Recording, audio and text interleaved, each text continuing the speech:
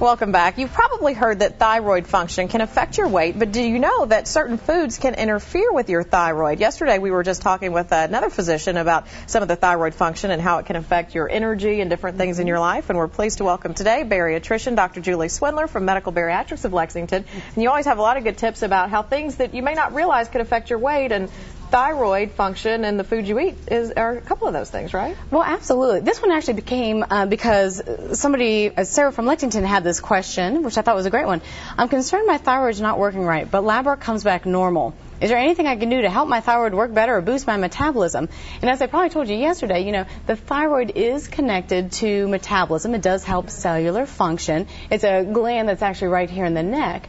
But what a lot of people don't realize is, first off, one of the reasons why people come to me as a bariatrician is we look at lab work in ways a lot of other physicians may not.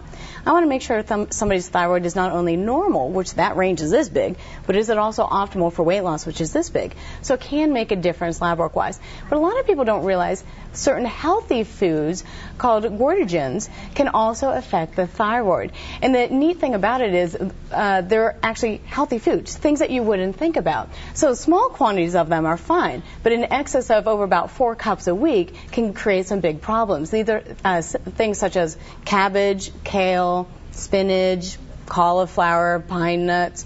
Fruits are things like peaches, pears, strawberries even. So all of those things in too high of a dose can lead to interference with the thyroid. But the neat thing is, what you don't realize, if you're able to cook them and they're not raw, oftentimes that gets rid of it. So if somebody loves spinach and they're always having a big spinach salad, switch it over to where you're getting a cooked spinach on the side, and that'll help take care of things for them. But the other thing they don't realize is there are certain foods that, despite whether they're heated or not, could potentially interfere with it in large quantities. These are things that have soy base to them, such as tofu, edamame.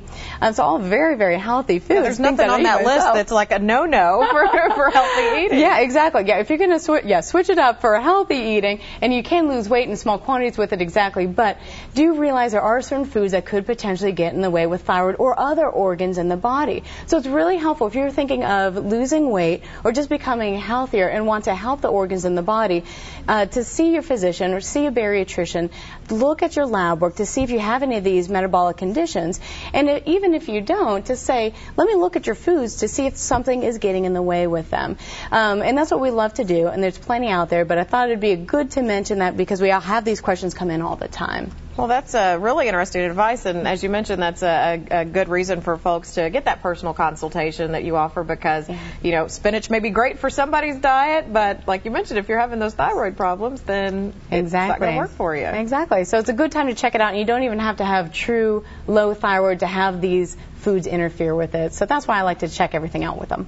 Well, very interesting information. You see there at the bottom of your screen the phone number and the website for Medical Bariatrics of Lexington if you're interested in making an appointment or learning more. Thank you as always for being with us. Thank you so much. Have a great day. We will be right back with a check of your forecast. Sounds like a great weekend, but we know we need some rain. Chief Meteorologist Jennifer Shack is in today with those details. She'll be up next.